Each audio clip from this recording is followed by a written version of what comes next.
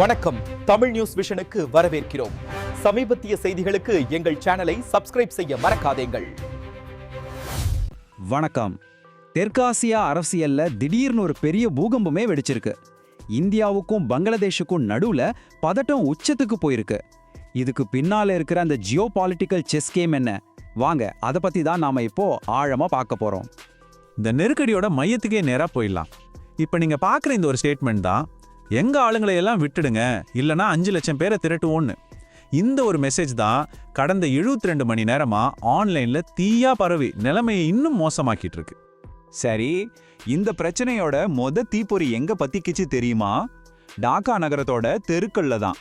குறிப்பா இந்திய தூதரகத்துக்கு வெளியில நடந்த போராட்டங்கள் தான் உலகத்தோட கவனத்தையே இங்க இழுத்துட்டு வந்துச்சு. ஆனா இதெல்லாம் வெறும் போராட்டங்கள்னு மட்டும் நினைச்சிடாதீங்க. இந்தியா ஒரு சர்வாதிகாரியை சப்போர்ட் பண்ணுதுன்னு சொல்ற இந்த போஸ்டர்ஸ் எல்லாமே ஒரு பெரிய நேரட்டிவ் வார், அதாவது ஒரு தகவல் போரோட ஒரு சின்ன துளி தான். அப்போ பங்களாதேஷ் மக்கள் மத்தியில இந்த திடீர் கோபத்துக்கு உண்மையான காரணம் என்ன? வாங்க அதை தோண்டி பார்ப்போம். நான் சொன்னேன் இல்லையா, இந்த சண்டை தெருவில் மட்டும் நடக்கலன்னு. ஆமா, மக்களோட மனசுலையும், முக்கியமா சோஷியல் மீடியா, நியூஸ் சேனல்கள்னு எல்லா இடத்துலயும் ஒரு பயங்கரமான கதையாடல் போர் நடந்துட்டு இருக்கு. இந்த இந்தியாவுக்கு எதிரான உணர்வுக்கு பின்னால ஒரு பெரிய பிளான் இருக்கிற மாதிரி தெரியுது. என்ன மாதிரியான கதைகள் பரப்பப்படுதுன்னா, பங்களாதேஷ் அரசியலை இந்தியா தான் கண்ட்ரோல் பண்ணுது, முன்னாள் பிரதமர் ஷேக் ஹசீனாவுக்கு இந்தியா அடைக்கலம் கொடுத்துருக்கு, இந்த மாதிரி பல விஷயங்களை சொல்றாங்க. இதுல ஆச்சரியமான விஷயம் என்னன்னா, பாகிஸ்தான் சீனா நெட்வொர்க்ஸ் தான் இந்த பிரச்சாரத்துக்கு பின்னால இருக்கிறதாவும் சொல்லப்படுது. கொஞ்ச நாளைக்கு முன்னாடி வரைக்கும், அதாவது ஷேக் ஹசீனா ஆட்சியில இருந்தப்போ இந்தியாவுக்கும் பங்களாதேஷுக்கும் நல்ல ஒரு சுமூகமான உறவு தான் இருந்துச்சு. ஆனா இப்போ பரப்பப்படுற இந்த புது கதையில இந்தியாவை ஒரு வில்லன் மாதிரியும் ஒரு ஆக்கிரமிப்பாளர் மாதிரியும் காட்டுறாங்க.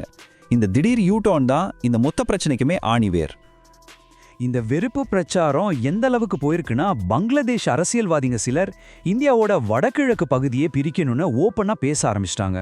இது உண்மையிலேயே ரொம்ப ரொம்ப ஆபத்தான ஒரு கட்டம். சரி, நிலைமை இவ்வளோ மோசமாகும் போது இந்தியா என்ன செஞ்சது? அவங்க எடுத்த எடுப்புலயே ராணுவத்தை இறக்கல. அதுக்கு பதிலா 2 வழியில தங்களோட முதல் மூவை வச்சாங்க. ஃபர்ஸ்ட், டிப்ளமேட்டிக் பிரஷர், அதாவது தூதரக ரீதியான அழுத்தம். டாக்கால இருக்கிற தங்களோட விசா ஆஃபீஸை தற்காலிகமா மூடிட்டாங்க. அப்புறம் பங்களாதேஷ் தூதரை கூப்பிட்டு எங்க எம்பசிக்கு பாதுகாப்பு கொடுங்கன்னு கேட்டாங்க. 2வதா, உள்நாட்டு பாதுகாப்பு. இந்தியாவுக்குள்ள சட்டவிரோதமா தங்கி இருக்கிற பங்களாதேஷ் ஆட்களை பிடிக்கிறதுக்கு நாடு முழுக்க ஒரு பெரிய ஆபரேஷனை ஸ்டார்ட் பண்ணாங்க. ஒரு உதாரணத்துக்கு சொல்லணும்னா, ஹரியானால ஒரே ஒரு ஆபரேஷன்ல 73 சட்டவிரோத பங்களாதேஷ் குடியேறிகளை கைது பண்ணியிருக்காங்க. இது மாதிரி நாடு முழுக்க நடவடிக்கைகள் தீவிரமா நடக்குது. இது பங்களாதேஷ்க்கு இந்தியா அனுப்புற ஒரு தெளிவான மெசேஜ். இனிமேலும் இல்லீகல் இமிகிரேஷனை பொறுத்துக்க மாட்டோம் அப்படிங்கிறது தான். ஆனா இந்த தூதரக நடவடிக்கைகள், உள்நாட்டு பாதுகாப்பு, இதெல்லாம் ஒரு ஆரம்பம் தான். உண்மையான சதுரங்க ஆட்டம் எங்க ஆரம்பிச்சதுன்னா, இந்தியாவோட கிழக்கு எல்லையில தான். இந்தியா இப்போ என்ன பண்ணிருக்குன்னா, மிசோரம்ல இருக்கிற தன்னோட ஒரு புது மிலிட்டரி பேஸை முழுமையா ஆக்டிவேட் பண்ணியிருக்கு. இதோட ஸ்பெஷாலிட்டி என்ன தெரியுமா? இது பங்களாதேஷோட பொருளாதாரத்துக்கே உயிர்நாடியா இருக்கிற சிட்டகாங் துறைமுகத்துல இருந்து வெறும் 50 கிலோமீட்டர் தூரத்துல இருக்கு. இது சும்மா ஏதோ தற்செயலா நடந்த மூவ் கிடையாது. இந்த இடம் ஏன் இவ்வளோ முக்கியம்னா, இது பங்களாதேஷோட சிக்கன் நெக்னு சொல்லப்படுற ஒரு பகுதிக்கு ரொம்ப பக்கத்தில் இருக்கு. அது ஒரு சின்ன நிலப்பரப்பு தான். ஆனால் அந்த வழி தான் பங்களாதேஷோட மற்ற பகுதிகளுக்கு தரை வழியாக போகிறதுக்கான ஒரே பாதை. அதை கட் பண்ணிட்டா பங்களாதேஷ் மொத்தமாக முடங்கி போயிடும். இந்த மூவ் மிலிட்டரியில பிடிக்கி நகர்வு அல்லது பின்சர் மூவ்மெண்ட்னு சொல்லுவாங்க.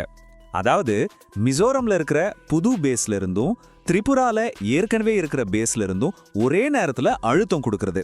இப்படி 2 பக்கத்துல இருந்தும் ஒரு இடுக்கி மாதிரி பிடிக்கும் பொழுது பங்களாதேஷோட அந்த சிக்கன் நெக் பகுதியை முழுசா கண்ட்ரோல் பண்ண முடியும். எதிரியோட சப்ளை லைனை துண்டிக்கிறதுக்கான இது ஒரு கிளாசிக் மிலிட்டரி டாக்டிக். ஆனா இந்த ராணுவ நிலைநிறுத்தம் வெறும் ஒரு டாக்டிக்கல் மூவ் மட்டும் இல்ல, இது இந்தியாவோட பாதுகாப்பு கொள்கையிலேயே ஒரு பெரிய மாற்றத்தை காட்டுது. இது வெறும் பதிலடி கொடுக்கறதுல இருந்து பிரச்சனை வர்றதுக்கு முன்னாடியே அதை தடுக்கிற ஒரு புது கோட்பாட்டுக்கு இந்தியா மாறுறத தெளிவா காட்டுது. முன்னெல்லாம் இந்தியா மேல ஒரு தாக்குதல் நடந்தா அதுக்கப்புறம் தான் இந்தியா பதில் தாக்குதல் நடத்தும். ஆனா இந்த புது பாலிசி அப்படி இல்லை. ஒரு பிரச்சனை வரப்போதுன்னு தெரிஞ்சா அது வர்றதுக்கு முன்னாடியே அதை தடுக்கிறதுக்கு தயாரா இருக்கிறது தான் இதோட நோக்கம். இனிமே ஊடுருவனதுக்கு அப்புறம் ஆக்ஷன் இல்ல, ஊடுருவாம தடுக்கிறதுக்கு தான் எல்லையில பாதுகாப்பு. இந்த புது கோட்பாட்டோட மைய கருத்தே டிட்டரன்ஸ் தான், அதாவது தடுத்தல். சிம்பிளா சொல்லணும்னா, எங்க மேல கை வச்சா நீங்க கற்பனை கூட பண்ணி பார்க்க முடியாத அளவுக்கு விளைவுகள் பயங்கரமா இருக்கும்னு எதிரிக்கு ஒரு தெளிவான அழுத்தமான செய்தி அனுப்புறது. இதனால அவங்க தாக்குதல் நடத்துறத பத்தி யோசிக்கவே மாட்டாங்க. இப்போ நம்ம முன்னாடி ஒரு முக்கியமான கேள்வி நிக்குது. இந்தியா எடுத்திருக்கிற இந்த புதிய அதிரடியான நிலைப்பாடு சரியான மூவா இல்ல பேச்சுவார்த்தை மூலியமா தான் இந்த பிரச்சனையை தீர்க்கணுமா? இந்த ஜியோபாலிட்டிக்கல் செஸ் போர்டுல இந்தியாவோட அடுத்த மூவ் என்னவா இருக்கும்னு நீங்க நினைக்கிறீங்க? யோசிச்சு பாருங்க.